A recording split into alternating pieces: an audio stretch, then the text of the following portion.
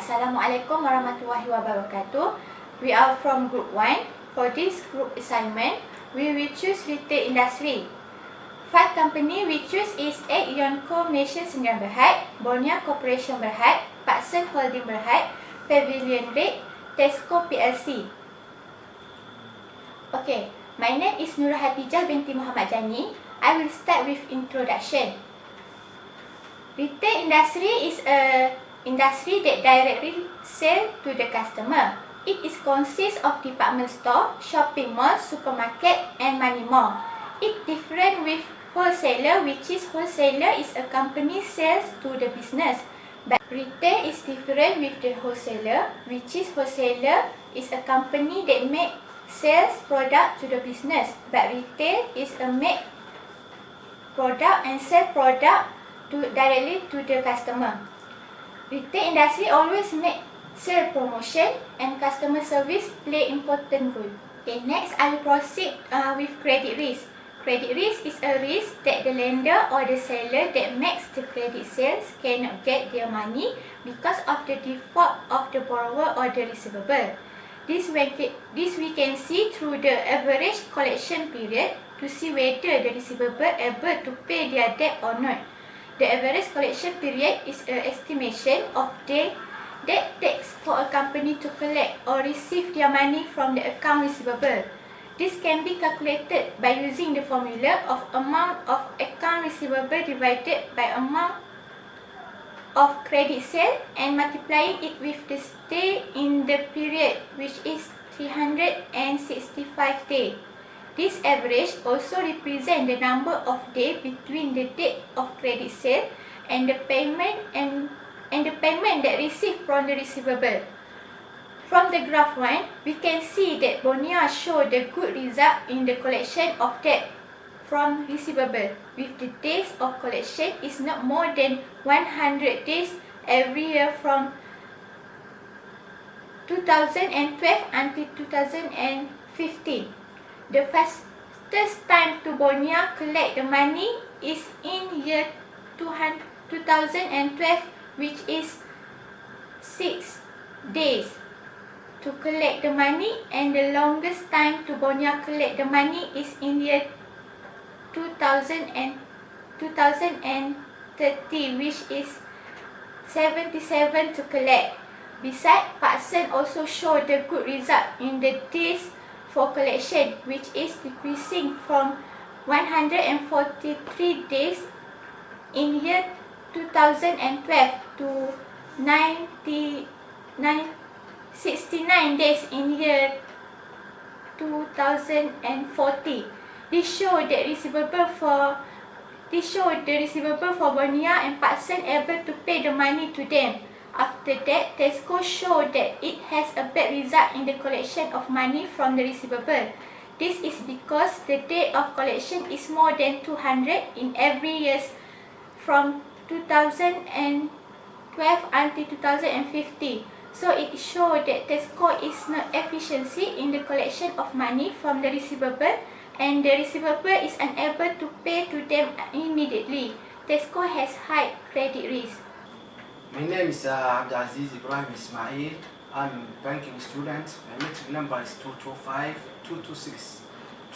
Today I'm talking about debt and equity ratio, and also the second part is market risk. So if I can first, the market risk. Market risk have there are factors influence for the market risk. For example, unemployment, inflation, GDP. So if I can start unemployment in generally, it means like the people are not working. So the why in 2016 was in generally troublesome years in Malaysia become qualified with the world rate. So extent and file oil cost in the economic big are in steam in the second 15% of the year. This force like extend in 2017 as a force which is the worth at the greater of the GDPs more than the 4 years higher in January. In generation developed at the generally humble rate around the same time in gender figures like impact of situational variable identified with low new year. So if I talk about the second part is GDP. GDP, the short name. So GDP it means gross domestic product. So the while in 2016 has been exceptional difficult years for the economic due to low commodity price and the subdued external demand. GDP regarding the profile placement surprise for the Malaysian in the fourth quarter in 2016, GDP expanded 4.5% over the same period of the previous year. For the figure making that acceleration comparing with the 4.3 increase in the quarter 3. Norway beat market especially for the 4.4% rise according to the Department of Statistics Malaysia, realizing more profit of consumption and fixed investment, helping offset and concession government and consumption. The second one, if I talk about the factors, the influence for the market risk is inflation. If I can talk about, there are many countries they face for inflation like my own country. So the second part, if I talking about debt to equity ratio, so this graph will show you for the debt to equity ratio of 5 years in 5 companies. The 5 companies: PARKSON, PAVILION, BONIA, AEON, and TESCO. The second graph show there are 5 companies like TESCO, AEON, BONIA, and PAVILION and PARKSON in 2011 and 2012, 13, 14, and 15. So if I can analyze the debt to equity ratio of the 5 years is an obligation to proportion to quantify organization monetary use a certain party organization agreed liability by the shareholders value. The debt to proportion shows much obligation an organization is utilizing to find in the benefit in the respective to measure to significant worth is spoke to shareholders. So that the debt to equity of the TESCO, AEON, and BONIA, and PAVILION, and PARKSON from 2011 to 15 according to the graph. Above there is the movement to debt equity ratio. The debt to equity ratio rise from 2013 to 2014, so that the debt to equity movement and gain from 2014 to 2015, the debt to equity ratio is expect and TESCO company indicated for the 5 companies use acceptable debt which are the around half of the equity to finance the company's operation investment in general shareholders' wealth. So that's my own party. Thank you for your listening. Okay, I will continue the next presentation. My name is Nurhak binti Ahmad Ismail. I will explain about the profitability ratio, which is included 2 ratio, return on asset and return on equity. First of all, I will explain about the return on asset. Return on asset is the most frequently used to measuring the performance of a firm. This measurement can be computed by using the asset working divided with the profit earned by the total asset. From the graph, you can see that AEON company performance from 2011 until 2013 are consistent. That means no changes in how they are using the resources to convert it into profit. For the next year, from the 2014 until 2015, they show decreasing pattern in their performance. Also, this situation happens to the TESCO PLC, which start from 2011 until 2012. The performance are constant, but from 2013 until 2015, their performance shows decreasing pattern. Bonia Corporation Berhad and Pavilion REIT face the same pattern of return on asset performance, which is their graph are fluctuate every year for 5 respective years. This means if their return on asset ratio shows increasing values, we can tell that they have an efficient management in using their asset base. Meanwhile, if their return on asset ratio shows decreasing value, means that their company is not using their resources very well in terms of changing it into profit base. Next, for PARKSON Holding shows an increasing pattern on 2011 until 2012. This tells us that PARKSON Holding are good enough in convert their financing in asset into yield.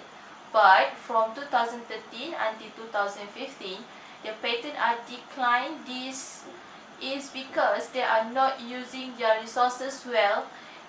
We can conclude that if the ratio shows declining, means that the most retailers face challenges in maintaining their sales momentum with the increasing cost of doing business and rigid competition. Next, I will explain about the return on equity. Return on equity is the measurement of the funds of the owners, where the equity is the total financing of all owners of the company. Return on equity are important to quantify a company's profitability. We can see that on the graph for AEON company, the ratio on 2011 are declining, and for the next year from 2012 until 2013, the company performance shows a consistency but decreasing a little for the next year 2015. But in contrast situation happening for Bonia Corporation Berhad, which means Bonia Berhad face a situation that from 2011 until 2013 the ratio are decreasing, then roses up back in 2014 but declining back in 2015. This means that if return on equity are increases, we can know that how much efficient the management is in using their equity base and have a better return to their investors. But if return on equity are decreases, it shows that the shareholders' dividend are decreases. For Pavilion REIT and TESCO PSC shows that their company performance are having fluctuation for the 5 respective years from 2011 until 2015. Meanwhile, for PARKSON Holding, performance shows us their growth pattern are keep declining from 2011 until 2015.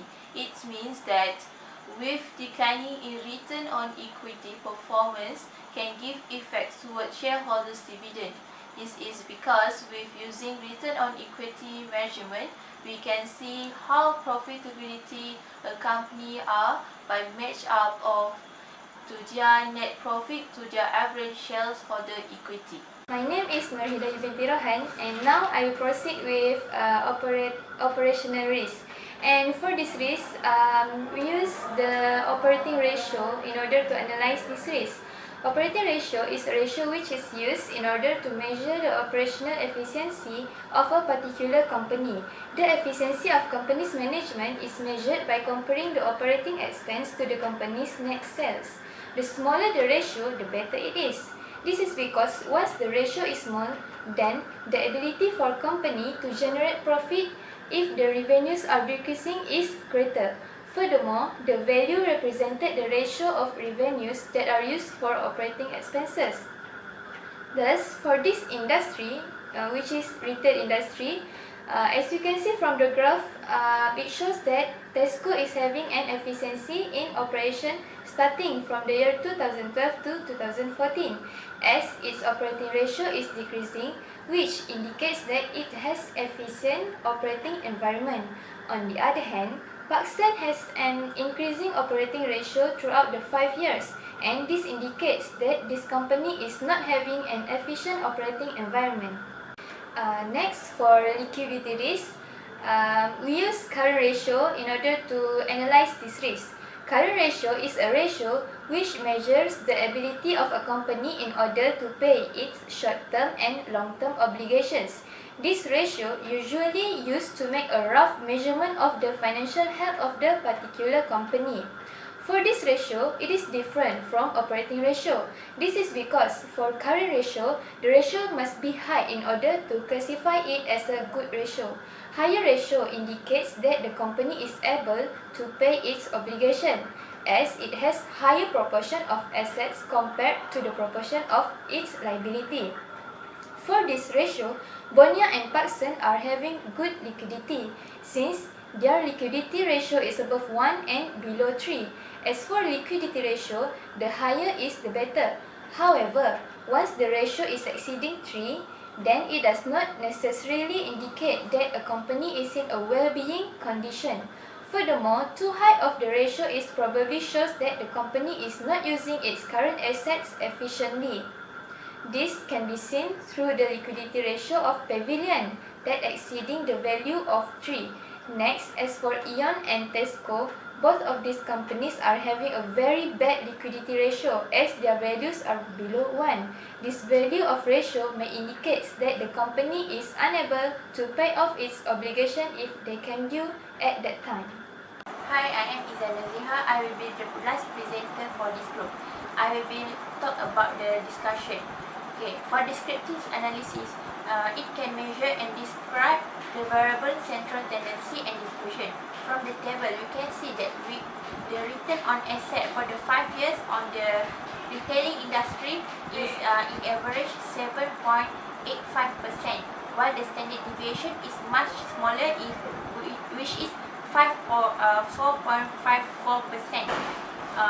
This means that the retailing industry is making a good profit and a low risk. For the operational risk, we could see the average of operational risk that taken by the companies in retailing industry for the 5 years from 2011 to 2015 is 29.20%.